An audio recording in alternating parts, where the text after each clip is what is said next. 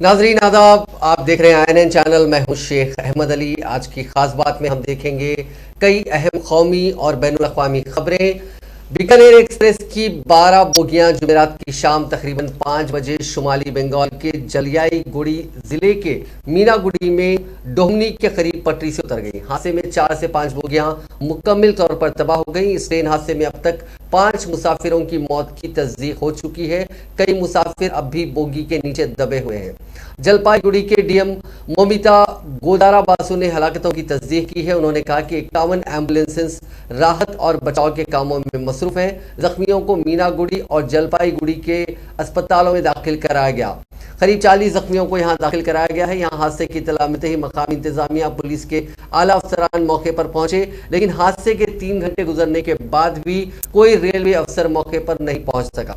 साथ ही इमदादी काम भी शुरू कर दिया गया है। जाए वकूफ पर अंधेरा होने की वजह से काम करने में शदीद मुश्किलात का सामना है। सिलीगुड़ी, जलपाईगुड़ी, धूपगुड़ी से फायर ब्रिगेड के एहलकार भी मौके पर पहुंच गए हैं। साथ ही BSF के एहलकार भी मुसाफिरों को अस्पताल ले जाने का काम कर रहे हैं।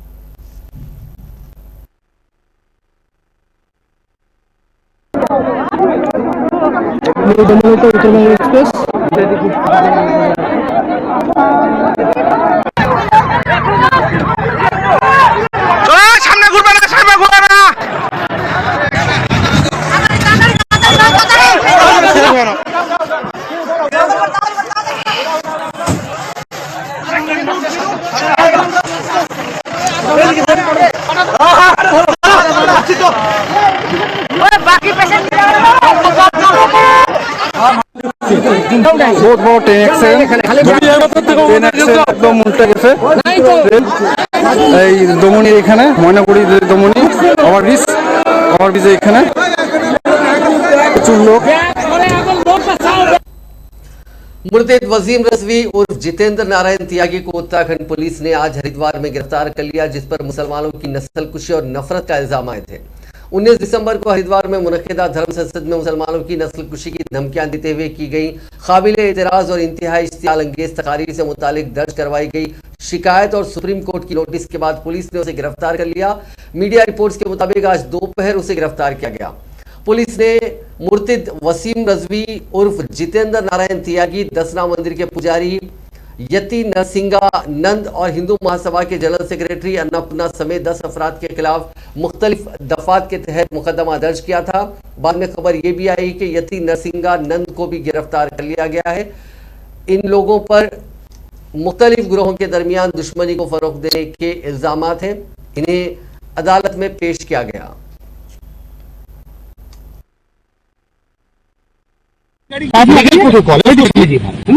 इतना अपील के लिए इन्हें क्यों गिरफ्तार कर रहे हो? अरे मैंने बता दिया ना, वो लीगल प्रोटोकॉल के अकॉर्डिंग हमें अरेस्टिंग करनी है। एक इन्वेस्टिंग मुकदमों में वो बांधेंगे हैं, तो हमें तीनों के तीनों में साथ हैं। अरे उन्होंने अकेले कर लिया क्या? स्वामी जी आइए हो जाए, बाकी चीज आप आइए, हमारे नहीं आने को नहीं करें। वो समझ रहे भाई, तुम भी समझ रहे त्यागी जी समझ त्यागी जी तो समझ रहे, लेकिन हम तो समझ रहे हैं हमारे भरोसे कर रहे हैं, आप नहीं जा रही। आप आ जाइए पीछे, यार तुम सब मरोगे अपने बच्चों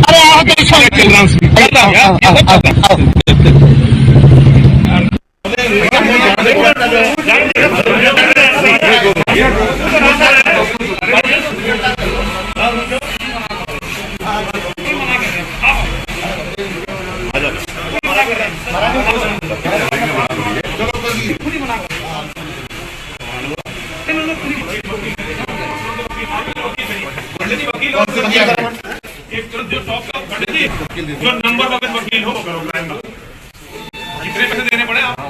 उसकी चिंता नहीं, आप आपके साथ हम भी चलेंगे। हम लोग साथ हैं।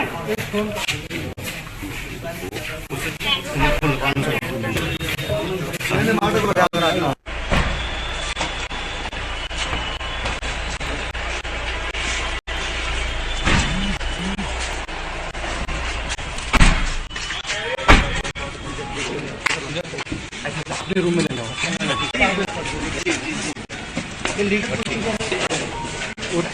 वसीम रिजवी जी को गिरफ्तार किया गया है और इनको तीसरा केस जो इनके खिलाफ दर्ज हुआ था, जो प्रेस कॉन्फ्रेंस किए हुए थे 8/22 में गिरफ्तार किया गया है और माननीय न्यायालय में अब पेश किया जाएगा।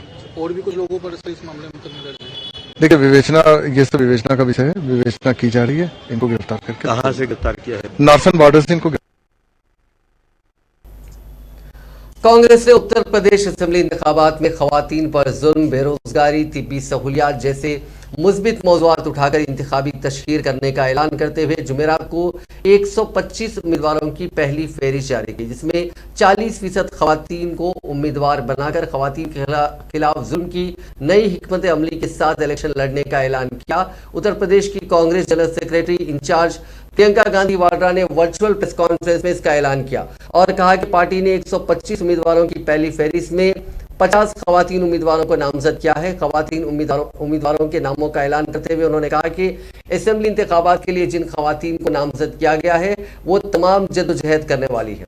उन्होंने कहा कि बड़ी बात यह कि कांग्रेस ने उन्नाव में अस्मत दरी मुतासिरा की मां आशा देवी को टिकट दिया। उन्होंने कहा कि उनका मकसद मजालिम का शिकार होने वालों को ताकत के बलबूते पर ताकत देकर जुल्म के खिलाफ खड़ा होना है और उनकी पार्टी इस काम में हर मजलूम शहरी की भरपूर मदद करेगी। प्रियंका गांधी वाड्रा ने कहा कि वो समाजी तौर पर बाख्तियार बनाने को फरोग दे रही हैं और इस काम में वो रियासत की निस्फ आबादी को ताकत फराहम कर रही हैं। इसके लिए उन्होंने इंतखाबात में ज्यादा से ज्यादा खवातीन उम्मीदवारों को टिकट देने का फैसला किया। इसके नतीजे में पहली फहरिस्त में 40% खवातीन को टिकट दिया गया है। आज कांग्रेस पार्टी उत्तर प्रदेश के विधानसभा चुनाव के लिए अपनी पहली सूची जारी करने जा रही है। 125 प्रत्याशियों की सूची है जिसमें से 50 महिलाएं हैं। क्योंकि ये एक ऐतिहासिक पहल है तो हमने सोचा इस प्रेस कॉन्फ्रेंस के जरिए आप सबको थोड़ा बहुत इन प्रत्याशियों के साथ अवगत भी कर लें कि कौन है ये लोग, किस तरह की सूची है। हमने प्रयास किया है कि संघर्षशील और ऐसे प्रत्याशी हों जो एक नई राजनीति का पहल करें पूरे प्रदेश में। इसमें इस सूची में 40% महिलाएं हैं और 40% युवा भी हैं। हमें आशा है कि इनके जरिए हम एक नई उम्मीद और एक नई तरह की राजनीति प्रदेश में उभार पाएंगे। जो महिलाएं हैं उनमें से कुछ पत्रकार हैं, एक अभिनेत्री भी है, कुछ संघर्षशील महिलाएं हैं जिन्होंने कांग्रेस पार्टी में रहते हुए सालों के लिए संघर्ष किया है। हमारी एक आध जिला अध्यक्ष भी हैं जिन्होंने बहुत अच्छा काम किया है। उसके साथ साथ ऐसी महिलाएं हैं जिन्होंने बहुत अत्याचार भी देखा है अपने जीवन में और उसके खिलाफ लड़ा है। कुछ समाज सेविकाएं भी हैं जो अपने विधानसभा से लड़ना चाह रही थी तो उनको भी हमने समर्थन दिया है और आगे बढ़ा है। आज दिल्ली में बीजेपी सेंट्रल इलेक्शन कमेटी की मीटिंग में अयोध्या से योगी आदित्यनाथ और प्रयागराज के सिरातू से केशव मौर्य के नाम पर लगभग सहमति बन गई है। अगर कोई बड़ा फेरबदल नहीं हुआ तो दोनों के नाम इन सीटों से तय माने जा रहे हैं। उधर एमपी रीता बहुगुणा जोशी ने अपने बेटे मयंक के लिए टिकट मांगा है। मयंक लखनऊ कैंट से बीजेपी के उम्मीदवार हो सकते हैं। 14 जनवरी को एनडीए लखनऊ में अपने उम्मीदवारों की पहली लिस्ट जारी कर सकता है। नायब वज़ीर आला केशव प्रसाद मौर्य ने कहा कि इजलास में 172 सीटों पर बहस हुई। संजय निषाद ने कहा कि 15 से 18 सीटों पर सहमति बन गई है। पूर्वांचल में ज्यादातर सीटों पर हम इलेक्शन लड़ेंगे। निषाद ने कहा कि बीजेपी से गठबंधन बड़े भाई और छोटे भाई का उनका रहेगा। चुनावी इस इलेक्शन कमेटी की मीटिंग में मरकजी वजीर दाखिला अमित शाह, वजीर आला योगी आदित्यनाथ, उत्तर प्रदेश के बीजेपी के सदर स्वतंत्र देव और organisational general secretary Sunil Bansal शामिल थे। उत्तर प्रदेश असेंबली इंतखाबात से कबल बीजेपी में भगदड़ का सिलसिला जारी है। पार्टी भले ही यूपी इंतखाबात में जीत का दावा कर रही हो, लेकिन जिस तरह से वुज़रा और अराकीन असेंबली पार्टी छोड़कर भाग रहे हैं, इससे तो यही लगता है कि बीजेपी की हालत ठीक नहीं है। गुज़िश्ता कुछ दिनों में पार्टी के कई बड़े लीडर पार्टी को अलविदा कह चुके हैं। यह सिलसिला आज भी जारी रहा। जुमेरात को तीसरा जबकि अब तक के 9वें बीजेपी लीडर का इस्तीफा सामने आ गया। एक रिपोर्ट के मुताबिक ओरिया से बुधवाना रुकन असेंबली विनय शाक्या और योगी हुकूमत में आयुष वजीर धर्म सिंह सैनी ने इस्तीफा दे दिया। धर्म सिंह सैनी स्वामी प्रसाद मौर्य के बेहद करीबी हैं। दोनों ने पार्टी की इब्तदाई रुकन से इस्तीफा दे दिया है। चाशुंबे को ही विनय शाक्या ने बीजेपी छोड़ने का ऐलान किया था। रुकन असेंबली ने कहा था कि स्वामी प्रसाद मौर्य जहां कहेंगे वहां जाएंगे। गारंटी कार्ड के बाद अब पंजाब में सीएम चेहरे के जरिए भी आम आदमी पार्टी ने पब्लिक कनेक्ट का नया फंडा ढूंढ निकाला है। मोहाली में जुमेरात के रोज अरविंद केजरीवाल ने 7074870748 नंबर जारी किया। उन्होंने कहा कि हिंदुस्तान की तारीख में पहली बार हम जनता से उनका वजीर आला कौन होगा, कौन होना चाहिए पूछ रहे हैं। इस नंबर पर व्हाट्सएप, SMS या कॉल के जरिए राय दी जा सकती है। 17 जनवरी को शाम 5 बजे तक ये नंबर खुला रहेगा। उसके बाद डेटा कलेक्ट किया जाएगा और सीएम चेहरे का ऐलान किया जाएगा। क्यों ना ये भी लोगों तो पूछ लिया जाए कि आम आदमी पार्टी दे नेतावां चों तुसीं किहनूं चाहुंदे हो कि ये जिम्मेदारी जिहड़ी है बहुत वड्डी जिम्मेदारी है मुख्यमंत्री दी पंजाब दी, वो किहनूं मिले। ते इन्होंने कहा ओके भगवंत जी तू चाहना है, क्योंकि जी मैं फिर कहना कि मुख्यमंत्री ने सूबे के लोगों के दुखा सुखा च काम आना है। तो जे उन्होंने मनपसंद का चुनिया होया है तो लोगों को कॉन्फिडेंस रहिंदा है कि हाँ साडा ही बंदा है, असीं इहनूं अगे कीता है। कल नूं कोई किसी ने बांह फड़ के रोकना भी होवे रोक सकता है कि भाई तेरे मुख्यमंत्री बनाउण च साडा भी हिस्सा है। सो एक नंबर 70748 70748 ये जारी कर दिता गया। ये SMS करके, जब कॉल करके, जब WhatsApp पे मैसेज करके तुसी अपना मनपसंद मुख्यमंत्री का चेहरा दस सकते हो। तो उन्होंने जो डाटा इकट्ठा होगा उहदे चों रिजल्ट कढ के तुहाडे सामने मुख्यमंत्री जिहड़ा हिंदुस्तान और चीन के दरमियान लद्दाख खित्ते में तातुल पर फौजी मुज़ाकरात का 14वां दौर चाशुंबे के रोज 13 घंटे तक जारी रहा। हुक्काम ने जुमेरात के रोज ये इत्तला दी। दोनों फरीकों के आला फौजी कमांडरों की मीटिंग कल सुबह 9:30 बजे शुरू हुई और रात 10:30 बजे खत्म हुई। आला सिक्योरिटी जराये ने बताया कि हिंदुस्तानी फौज के लेह में वाक़ फायर एंड फ्यूरी कोर के commander lieutenant general Anindya Sen Gupta की क़यादत में हिंदुस्तानी फरीक की जानिब से 13 घंटे तवील बातचीत के दौरान हिंदुस्तान ने मुतनाज़ा इलाकों में अपनी पोजीशन को मजबूती से वाकिफ करवाया। सरहद पर टकराव के मामले पर यह बातचीत हकीकी कंट्रोल लाइन यानी LAC line of actual control के चशोल मोल्दो सेक्टर में चीन के कैंप में हुई। वाज़ेह है कि इन बातचीत के बारे में मीडिया को बाज़ाब्ता मालूमात देने से पहले महकमे दिफा, सलामती और खारजा उमूर के आला हुक्काम के दरमियान मुज़ाकरात के नताइज पर तबादला ख्याल किया जाता है। Army chief general MM Naravane ने आर्मी डे से पहले अपनी रिवायती प्रेस कॉन्फ्रेंस में चाशुंबे के रोज कहा था कि बातचीत के दौरान हिंदुस्तान का मौक़िफ़ मजबूती से रखा जाएगा। सुप्रीम कोर्ट ने अपने एक अहम फैसले में कहा कि घर की तामीर के लिए ससुराल से रुखुम का मुतालबा भी जहेज की एक किस्म है जो ताज़ीरात हिंद के तहत जुर्म है। अदालत ने जहेज के लिए कत्ल के केस में फैसला सुनाते हुए कसूरवार शख्स और उसके वालिद की सजा को बरकरार रखा है। सुप्रीम कोर्ट के चीफ जस्टिस एनवी रमन्ना की सदारत में 3 रुकनी बेंच ने मजीद कहा कि जहेज के लफ्ज के वसी मानों में तशरीह की जानी चाहिए ताकि किसी खातून से शादी करने से कब्ल या बाद किए गए किसी भी माली मुतालबे को इसमें शामिल किया जा सके, ख्वाह यह मुतालबा जायदाद के लिए हो या किसी कीमती चीज के लिए। मध्य प्रदेश की एक खातून ने जहेज के लिए ससुराल वालों की तरफ से मुसलसल ज्यादती के बाद परेशान होकर खुदकुशी कर ली थी। ससुराल वाले खातून पर दबाव दे रहे थे कि वो घर बनाने के लिए मायके से पैसे लाए, जबकि खातून के मायके वाले ससुराल वालों का मुतालबा पूरा करने की सलाहियत नहीं रखते थे। इस सूरत हाल से परेशान होकर खातून ने बिलाखिर खुदकुशी कर ली। एक मकामी अदालत ने उस केस में खातून के शोहर और उसके ससुर को ताज़ीरात हिंद की मुख्तलिफ दफात के तहत कसूरवार ठहराया था। अदालत ने अपने फैसले में कहा था कि बात साबित हो चुकी है कि मुलजिमान मुतवफ़िया से घर तामीर करने के लिए मायके से पैसे लाने का मुसलसिल मुतालबा कर रहे थे, जबकि उस खातून का खानदान मतलूबा रकम का बंदोबस्त करने की इस्तिताअत नहीं रखता था। ताहम खातून को मुसलसिल ज्यादती का निशाना बनाया गया। कसूरवार शोहर और ससुर ने इस फैसले को मध्य प्रदेश हाईकोर्ट में चैलेंज किया, जहां अदालत आलिया ने उन्हें इल्जामात से बरी कर दिया। हाईकोर्ट का कहना था कि जुर्म साबित नहीं हो सका क्योंकि मुतवफ़ी खातून से घर बनाने के लिए पैसे का मुतालबा किया गया था, लेकिन उसकी मौत को जहेज कानून की दफात के तहत जहेज के मुतालबे से जोड़ा नहीं जा सकता। सुप्रीम कोर्ट ने ताहम मकामी अदालत के फैसले को दुरुस्त करार दिया और हाईकोर्ट के फैसले को मनसूख करते हुए मुल्जिमान को कसूरवार ठहराते हुए उनकी सजा बरकरार रखी। सुप्रीम कोर्ट ने अपना फैसला सुनाते हुए कहा कि जहेज की लानत से निपटने के लिए हिंदुस्तान में गो के खवानीन मौजूद हैं, लेकिन उनमें पाई जाने वाली बाज खामियों का फायदा उठाकर मुल्जिमान कानून की गिरफ्त से बच निकलने में कामयाब हो जाते हैं। उन्होंने कहा कि इस लानत को खत्म करने के लिए जहां समाज में अंदर से तब्दीली लाने की जरूरत है, वहीं मौजूदा कवानीन और उनकी मुख्तलिफ दफात को वुसअत देकर मजीद सख्त बनाना भी नागुज़ीर है ताकि इस समाजी बुराई को खत्म किया जा सके।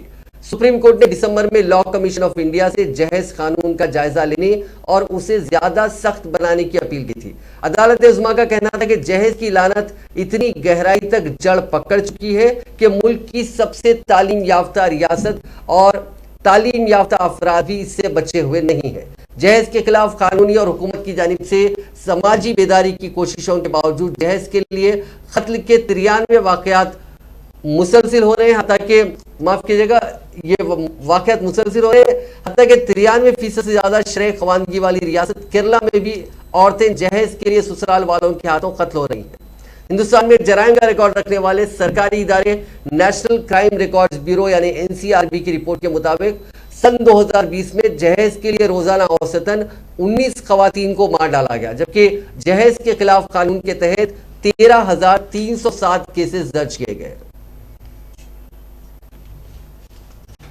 अब एक दिलचस्प खबर, अगर 13 लाख का माल चोरी हो जाए और मिलने पर 8 करोड़ का हो जाए तो इसे आप चोरी कहेंगे या इन्वेस्टमेंट?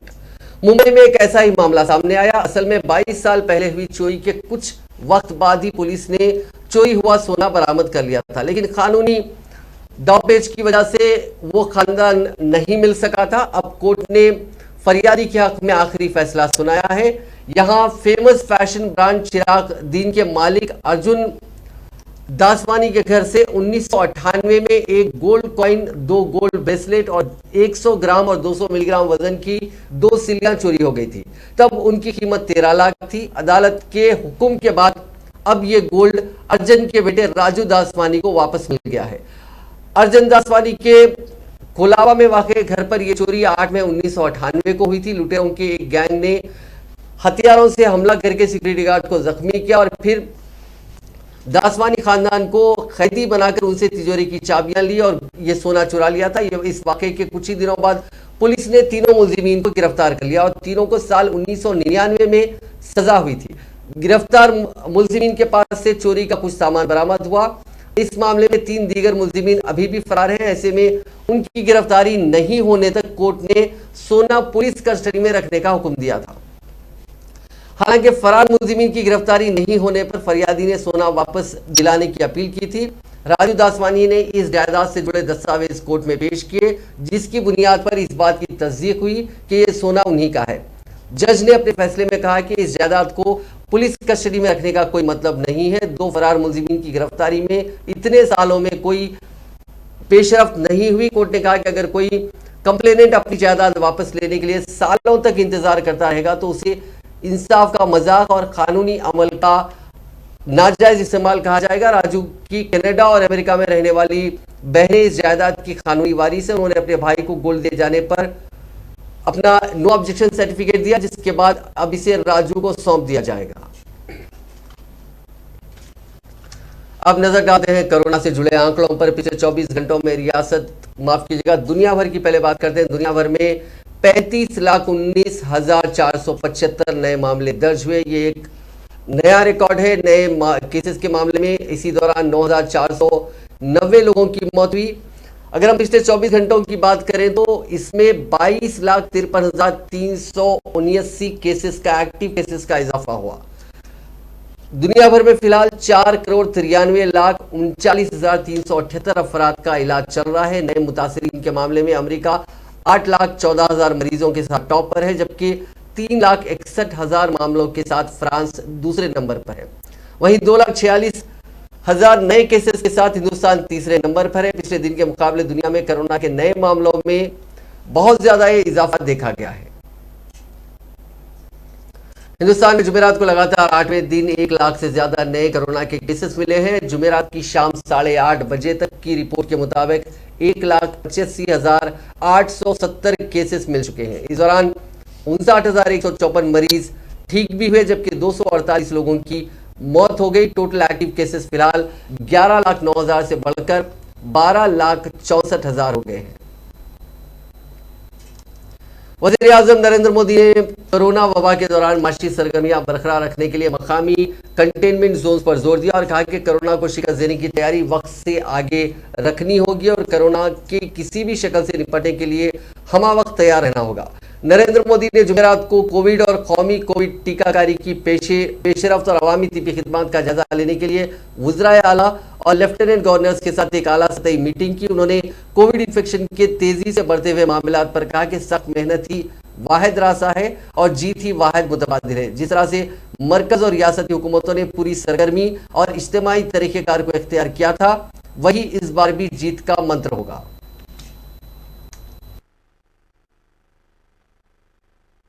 ट्रैकिंग और ट्रीटमेंट की व्यवस्था जितनी बेहतर होगी, उतना ही अस्पतालों में जाने की आवश्यकता कम होगी। संक्रमण का पता चलने पर लोग सबसे पहले कंट्रोल रूम में संपर्क करते हैं, इसलिए उचित रिस्पांस और फिर मरीज की लगातार ट्रैकिंग कॉन्फिडेंस बढ़ाने में बहुत मदद करती है। मुझे खुशी है कि कई राज्य सरकार इस दिशा में बहुत अच्छी तरह नए नए इनोवेटिव प्रयास भी कर रही है, प्रयोग भी कर रही है। केंद्र सरकार ने टेलीमेडिसिन के लिए भी काफी सुविधाएं विकसित की है। इसका ज्यादा से ज्यादा उपयोग कोरोना संक्रमित मरीजों को बहुत मदद करेगा। जहां तक जरूरी दवाओं और जरूरी इंफ्रास्ट्रक्चर की बात है, तो केंद्र सरकार हर बार की तरह हर राज्य के साथ खड़ी है। 5-6 महीने पहले 23,000 करोड़ रुपए का जो विशेष पैकेज दिया गया था, उसका सदुपयोग करते हुए अनेक राज्यों ने हेल्थ इंफ्रा को सशक्त किया है। इसके तहत देश भर मेडिकल कॉलेज और जिला अस्पतालों बच्चों के लिए 800 से अधिक विशेष पीडियाट्रिक केयर यूनिट स्वीकृत हुए हैं। करीब 1.5 लाख नए ऑक्सीजन, आईसीयू और एचडीयू बेड तैयार किए जा रहे हैं। 5,000 से अधिक विशेष एम्बुलेंस और 950 से अधिक liquid medical oxygen storage tank की कैपेसिटी जोड़ी है। इमरजेंसी इंफ्रास्ट्रक्चर की कैपेसिटी को बढ़ाने के लिए ऐसे अनेक प्रयास हुए हैं, लेकिन हमें इस इंफ्रास्ट्रक्चर का विस्तार करते रहना है। कोरोना को हराने के लिए हमें अपनी तैयारियों को कोरोना के हर वेरिएंट से आगे रखना होगा। ओमिक्रॉन से निपटने के साथ ही चीन ने कोरोना पर काबू पाने के लिए जीरो कोविड पॉलिसी को अपनाया है। इसे अमल में लाने के लिए चाइनीज हुकूमत आम लोगों पर भयानक जुल्म कर रही है। इसकी एक मिसाल शांगसी सूबे के शियान शहर में देखने को मिली है। यहां पर लोगों को क्वारंटाइन सेंटर के नाम पर लोहे के बक्सों में बंद करके रखा जा रहा है। इंटरनेशनल मीडिया के इस खुलासे ने दुनिया को सकते में डाल दिया है। डेली मेल की रिपोर्ट के मुताबिक हामिला खवातीन, बच्चों और बुजुर्गों को भी इन बक्सों में रहने के लिए मजबूर किया जा रहा है। अगर किसी इलाके में एक भी कोरोना मुतासिर मिलता है तो उस इलाके के लोगों को इन बक्सों में डाल दिया जाता है। बहुत से इलाकों में लोगों को आधी रात में उनके घर से निकालकर इन क्वारंटाइन सेंटर्स में भेज दिया गया। चीन में ट्रैक एंड ट्रेस स्ट्रैटेजी के तहत पॉजिटिव के राब्ते में आने वाले लोगों का पता लगाकर उन्हें क्वारंटाइन सेंटर में भेज दिया जाता है।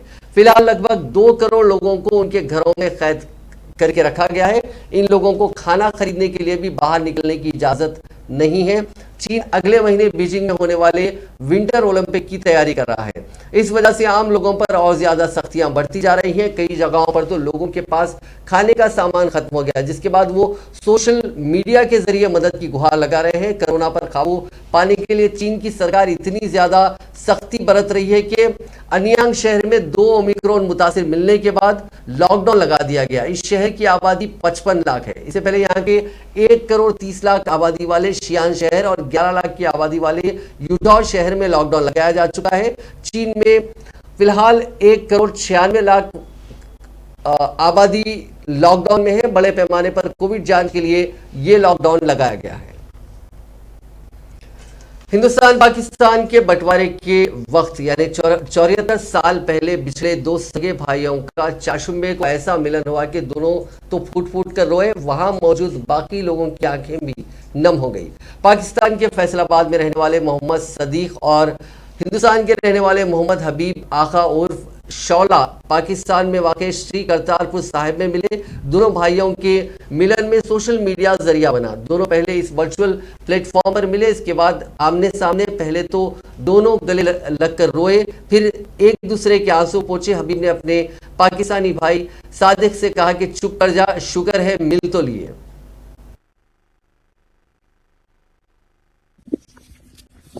जी 1 मिनट की दूरी पे रहेंगे भरा किन्ने साल ला के इन्ना सफर जरा बाटो ने 2 भरावां नूं मिलण च किन्ने साल इन्हां दी मुलाकात तो बाद भी 2 साल का टाइम लग गया। इन्हां भरावां नूं गल वक्री पहुंची जल्दी पहुंच ते अज सामने देखो जी तुहाडा भरा पछाण लिया बाबे ने 74 साल बाद गल वक्री पैण लगी है। ऐसी गल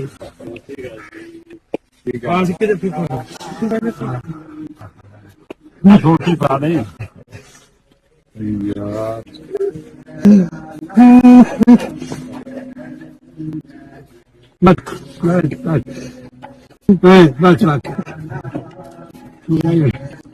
कोई नहीं हरे भी तू मानना अच्छे हो गए।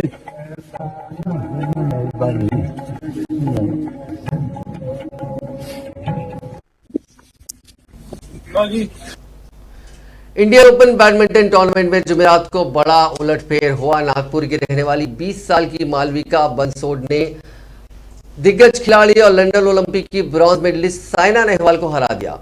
वुमेन्स सिंगल्स के दूसरे राउंड के मुकाबले में मालविका ने साइना को लगातार गेम में 21-17, 21-9 से हरा दिया। यह मैच 34 मिनट तक चला। वर्ल्ड रैंकिंग में साइना इस वक्त 25वें नंबर पर है, वहीं मालविका 111वें नंबर पर है। साइना और मालविका के बीच पहले गेम की शुरुआत में बराबरी का मुकाबला देखने को मिला। एक वक्त दोनों खिलाड़ी 4-4 की बराबरी पर थे। इसके बाद मालविका ने बढ़त बनाई और इसे आखिर तक कायम रखा। दूसरे गेम में भी दोनों एक वक्त 2-2 की बराबरी पर थी। यहां से मालविका ने बढ़त बनाई और इसे गेम और मैच जीतने तक कायम रखा। मालविका महाराष्ट्र की उभरती हुई बैडमिंटन स्टार है। वो अंडर 13 और अंडर 17 लेवल पर स्टेट चैंपियनशिप जीत चुकी हैं। कोरोना के बढ़ते कहर को देखते हुए बीसीसीआई आईपीएल को लेकर प्लान बी बना रहा है। इंडियन एक्सप्रेस पर छपी एक रिपोर्ट के मुताबिक अगर अप्रैल तक कोरोना के केसेस इसी तरह बढ़ते रहे तो आईपीएल 15 का इनेकाद साउथ अफ्रीका या श्रीलंका में हो सकता है। हिंदुस्तान में कोरोना के बढ़ते केसेस की वजह से आईपीएल के पिछले 2 सीजन का इनेकाद यूएई में किया गया था। आईपीएल 2021 का पहला हाफ हिंदुस्तान में तो वहीं सीजन का दूसरा हाफ यूएई में खेला गया था। T20 वर्ल्ड कप 2021 का इनेकाद भी हिंदुस्तान में होना था, लेकिन कोरोना की वजह से वर्ल्ड कप का मेजबान भी यूएई को बनाया गया था। इस रिपोर्ट के मुताबिक बीसीसीआई के अहदेदार ने कहा कि हम हर वक्त सिर्फ यूएई के भरोसे नहीं बैठ सकते, हमें दूसरे ऑप्शंस तलाशने होंगे। साउथ अफ्रीका और हिंदुस्तान के टाइम में जो फर्क है वो भी खिलाड़ियों और क्रिकेट फैंस को काफी सूट करेगा।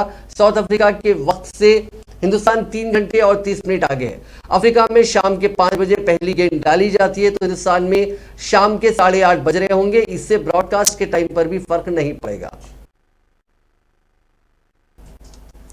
नाजरीन, आज की खास बात में बस इतना ही। आपसे कल मुलाकात होगी नई खबरों के साथ, नए एनालिसिस के साथ। फिलहाल दीजिए इजाजत। खुदा हाफिज।